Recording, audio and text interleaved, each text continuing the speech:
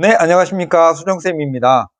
오늘은 2일 정도 남았죠? 그래서, 여러분들에게 약간 귀에 거슬릴 수도 있지만, 지금부터 남은 기간을 어떻게 보내야 될지에 대해서 수학 위주로 말씀을 드릴까 합니다. 제가 뭐 45일 남았다고 했지만, 실제로는 지금 2일? 뭐 이 정도 남은 것 같네요. 자, 그럼 한번 얘기 나눠볼까요? 자, 지금부터 남은 시기는 이제 정리를 해야 될 시기입니다. 뭔가를 새로 펼칠 시기가 아니죠. 그래서 모의고사 성적이 90점 이상이 아니면 봉투 모의고사나 시중 사설 모의고사를 사서 자주 푸는 것은 정말 안 좋습니다. 모의고사는요, 자신의 약점을 확인하는 과정이에요. 내가 어디가 약하구나, 이걸 확인하는 과정이어서 모의고사를 10번 본다면 10번 자신의 약점을 확인하는 거예요. 그러니까 성적 향상은 안 되고 자신의 약점을 계속 체크만 하고 있는 거예요. 더군다나 저의 관점으로 보면 시중 모의고사 교재는 평가원의 의도와는 빗나간 문제들이 되게 많아요. 그냥 우리 이렇게 어렵게 낸다 라고 그냥 잘난 척하는 문제들이 너무 많이 수록되어 있습니다. 여러분 그런 거 보기 전에 9월 평가원 문제 한 번 더 보는 게 훨씬 더 수능에 가까운 공부하는 거예요. 자, 두 번째, 마무리 교재 순서는 새로운 책 사는 거 아닙니다.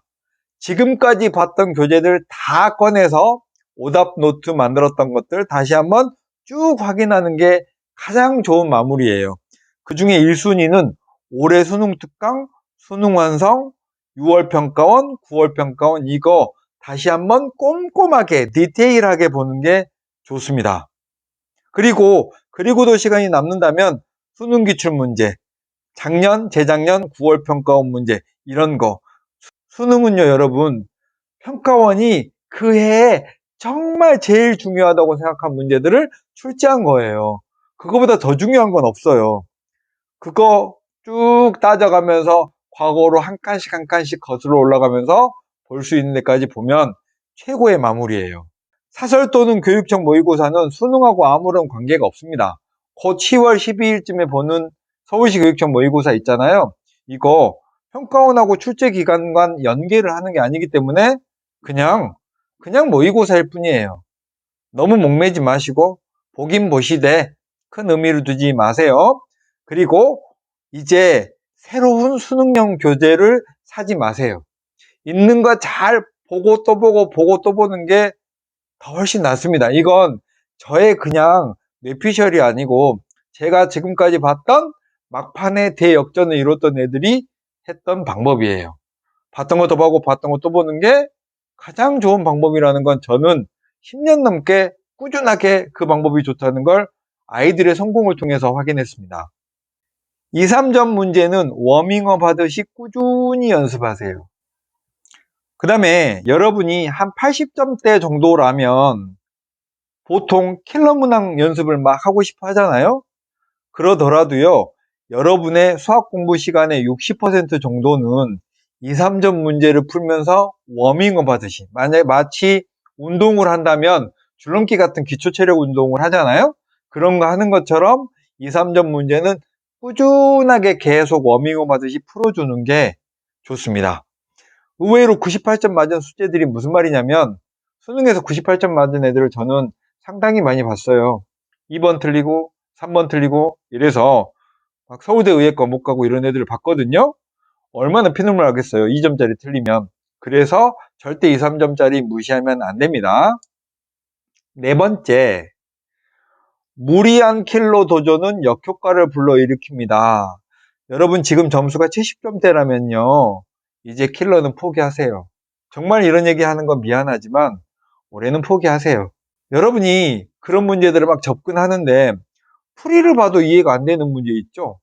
이런 문제는 여러분이 수능날 가서 절대 풀 수 없는 문제예요.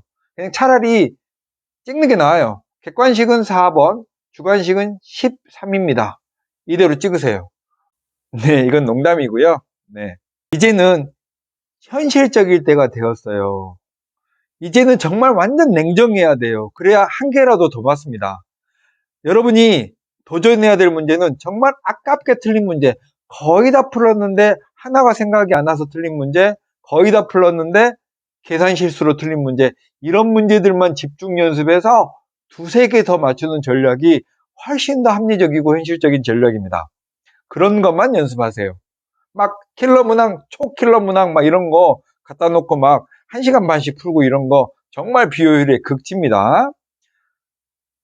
그 다음 5번째는 공부는 잘 안다는 과도한 자신감이 실수를 불러오는 경우가 많아요.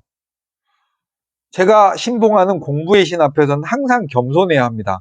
끝까지 답을 내서 딱 마킹을 하는 연습까지 하세요. 그리고 또 하나 추천드리자면 해설을 자꾸 보는 습관을 줄이세요. 여러분이 수능날 가면요, 뒤에 아무리 넘겨도 해설지가 없어요. 여러분은 수능날 해설지 없는 상황을 견디는 훈련을 해야 돼요. 모든 상황의 가치는 수능날 해야 될 행동으로 포커스를 맞추면 됩니다. 자, 그 다음에 계속 모의고사 문제나 뭘 풀다 보면 여러분이 푸는 개념만 계속 풀게 되거든요. 잘 안 풀고 한동안 놓쳤던 문제들이 수능 때 딱 나오면 여러분 뒤통수를 세게 빡 때립니다. 그래서 수능에 나올 법한 건 빠짐없이 노트 필기해 놓은 걸 보면서 갑자기 오랜만에 나온 어떤 녀석이라도 여러분을 당황하지 않게 개념을 전체적으로 계속 주기적으로 돌려주는 게 좋습니다. 시간 관리만 잘해도 두세 개를 더 맞을 수 있어요. 여러분이 예를 들면 어떤 킬러 문항 15번 이런 거 안 되는데 계속 잡고 있으면서 시간을 버리는 것 자체도 문제거든요. 그래서 안 되겠다 싶은 걸 과감히 버릴 줄 아는 것도 지혜예요. 그래서 시간 관리를 지금부터는 버릴 거 버리는 그런 시간 관리 연습을 해보면 점수를 하나, 두 개, 세 개 더 맞는데 훨씬 도움이 됩니다. 수능날은 정말 망하는 학생들이 많거든요. 왜 망하냐면 당황하기 때문에 그래요. 당황. 그냥 약간 허허실실 전략이 더 좋은 것 같아요. 그래서 지금부터 여러분이 보는 어떤 모의고사에 있어서 그냥 약간 대범하게 깡을 가지고 접근하는 연습을 해보세요. 자, 마무리할까요? 45일, 지금은 42일 정도 남았는데요. 42일은 엄청나게 긴 시간입니다. 고평 점수가 안 나왔다고 실망할 필요는 없고요. 제가 경험한 어떤 학생들은 고평 엄청 망하고 수능에서 인생 점수를 맞은 학생도 있어요. 근데 그러려면 지금부터 남은 시간은 여러분이 제발 지금까지 해왔던 구태의연한 그런 학습 방법, 고집 이런 거 다 버리고요. 생각해 보세요. 지금껏 성적이 안 나왔다면 지금 여러분이 쓰고 있는 방법은 안 됩니다. 다 바꿔야 되는데 교재는 바꾸지 마시고 안다고 생각하는 마음부터 겸손하게 바꿔보는 거예요. 그러면 수학 같은 경우에는 금방 두세 개 더 맞으면 10점이 향상되고 운이 좋으면 찍은 것까지 맞으면 4개씩 더 맞기도 해요. 반대의 경우도 있고. 자, 여러분 오늘 밤에는 내가 점수가 오르지 않은 이유는 뭘까라고 생각을 한번 진지하게 생각해보고 제 말을 근거로 한번 해답을 찾아보시고 내일부터는 조금씩 학습의 방법을 바꿔보시기를 추천드립니다. 제 얘기 가운데 기분 나쁜 얘기가 있었을 수도 있는데요. 그냥 약이 되는 쓴소리라고 생각하시고 여러분이 잘 제 얘기 받아들여서 여러분의 발전에 제 말이 도움이 됐으면 하는 바람입니다. 여러분의 성공을 늘 기원합니다. 마치겠습니다.